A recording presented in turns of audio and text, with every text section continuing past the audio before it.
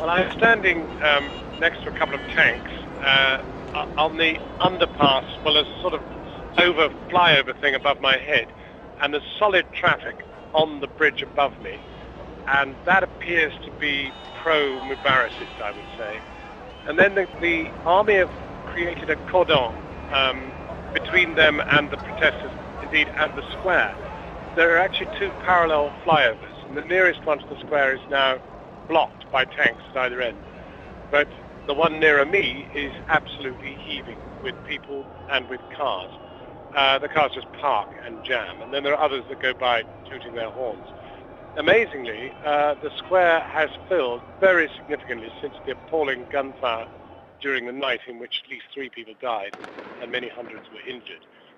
People have brought water, sleeping bags. They're here to stay.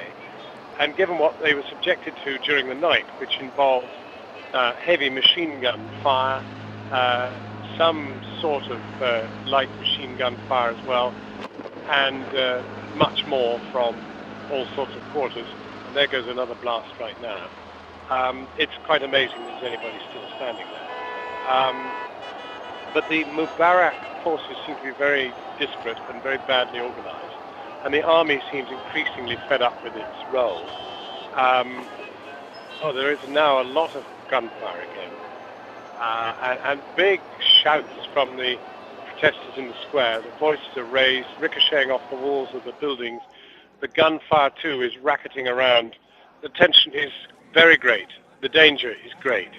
The media themselves are a target. Very difficult for us to get into the square now.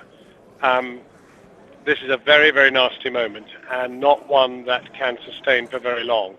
I cannot believe the army are going to be prepared to sit here much longer in the position they're in between the two forces.